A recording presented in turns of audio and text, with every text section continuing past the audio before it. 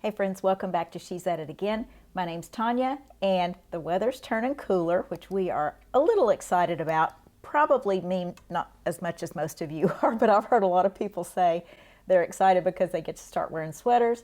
And the one thing I'm excited about is making soup.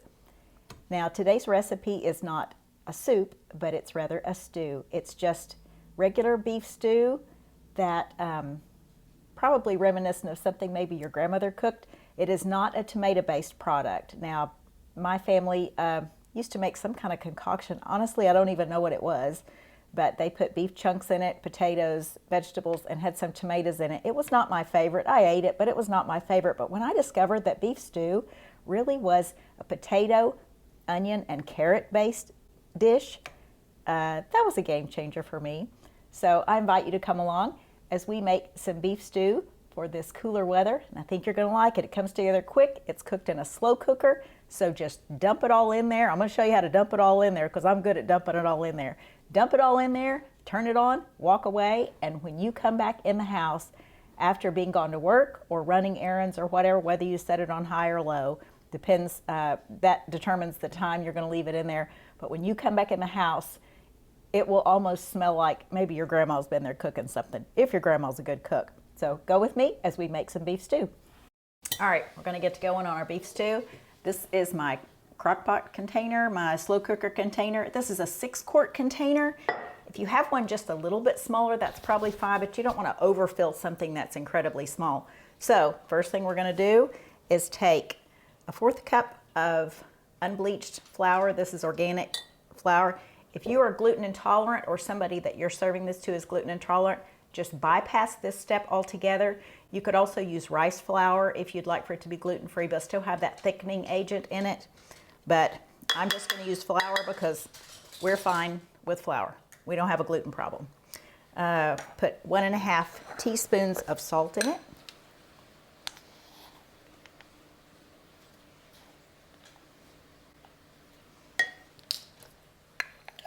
As well as a ½ teaspoon of ground black pepper.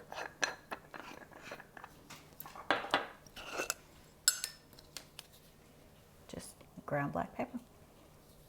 That was pink Himalayan salt I put in there as well. I'm not real fond of just the cheap iodized salt. If you do much research on it, you'd probably change your mind and go with the pink Himalayan salt too. And it's pretty inexpensive. It's not super expensive like a spice or anything. All right, let me get a spatula. We'll go with a pink one.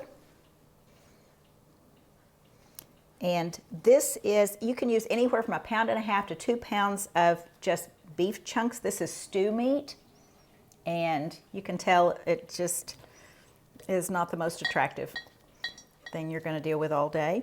But if you're like me, you could start out with 2 pounds, and by the time you pick all the pieces out about, oh, is that good? Oh, that looks like it might not taste good, or that looks like it might have a bad consistency to it. You'll wind up with 1.5 pounds anyway.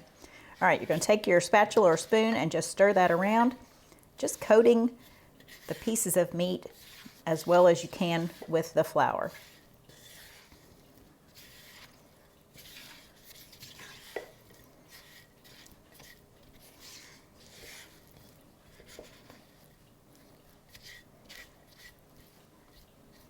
Not a lot to that. And this is what it looks like. Next thing we're going to add to this is a cup and a half of beef broth. Now this is beef bone broth, and we will try to put up in the description a link to the video that I made several months back about how to make bone broth. And when I say simple, that, you know, there has to be a better word to it. It's very elementary. Meat and cider vinegar and some water. That's it. And a slow cooker. You just walk away. But you can keep this in a refrigerator for quite a long time, or better yet, can it or put it in the freezer. Keeps indefinitely, but I use it in so many things. It's sad not to have it on hand. So I had a quart jar of that in hand, but I'm using a cup and a half of that. We want a teaspoon of Worcestershire sauce.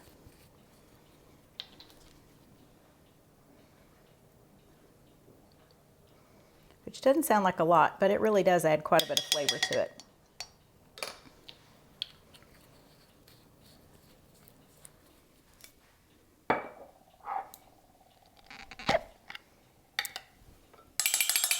We're going to use about 1 clove of garlic. Mine is this minced garlic that I have.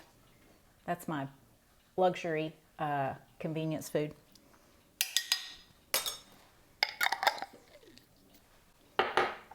Teaspoon of paprika. I better get a dry spoon, or that's going to be stuck to the spoon and none's going to come out.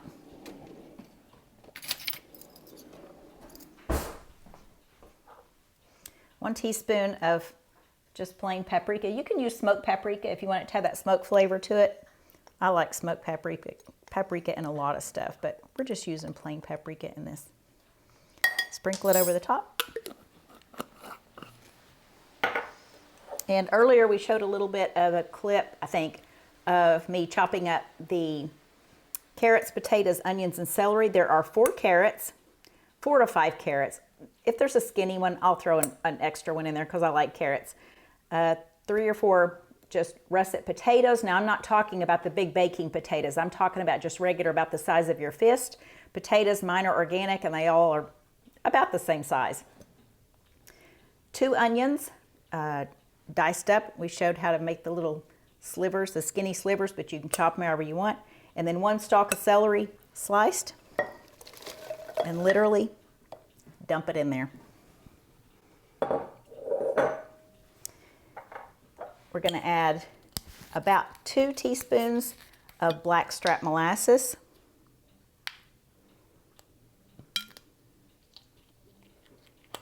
And don't think this is going to be sweet like molasses. This is just going to take the place of, I used to use a product called Kitchen Bouquet. My mother used it in a lot of stuff when she cooked, and that's what this recipe called for. But I looked to see what an alternative was because it had some ingredients that I just wasn't real comfortable with. You know me, if there's a bad ingredient in it, I'm going to sniff it out like a hound dog. So blackstrap molasses, just drizzle it over there. And then 1 bay leaf. Folks, it's done. All we have to do, plug in our slow cooker. Now, if you're cooking this on low, you can cook it for 10 to 12 hours.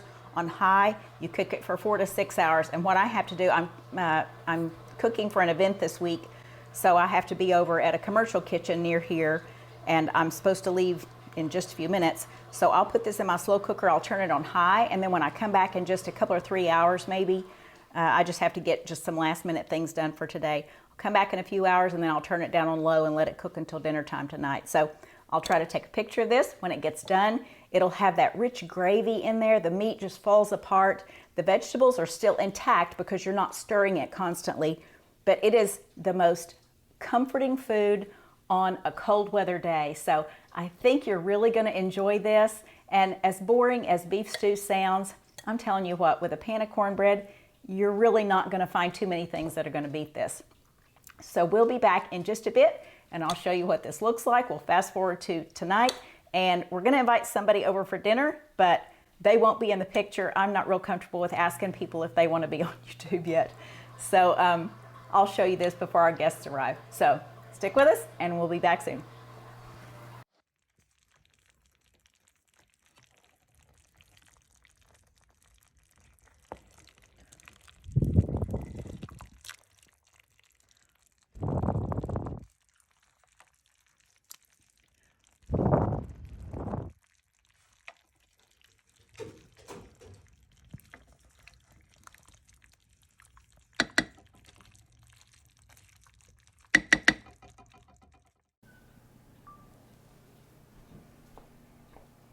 Okay, our crock pot has been on most of the day, part of the time on high, and then we turned it down on low when I came in from working over in a different kitchen. So I've stirred this once, just so it wouldn't have pieces of potato that would stick to the edge of the side of the crock pot. So I want you to be able to see this. It's warm, and it's just cooled off enough where I can touch the side of it. So this is what it looks like. And I have to dig the bay leaf out now, so I'll have to find that. But this smells so good. I have my cornbread in the oven. Our guest will be here in about 15 minutes, and we'll serve this up. So this is what this looks like, and it smells so good. This would be good, as weird as it sounds, it would be good even served over mashed potatoes. Even though you have potatoes in this, but served over a baked potato or a pile of mashed potatoes. Ah, there's the bay leaf. Yay. Nobody has to discover that in their dish. We'll put that aside. Okay, guys, thanks for joining us. If you haven't subscribed to the channel, please consider doing that.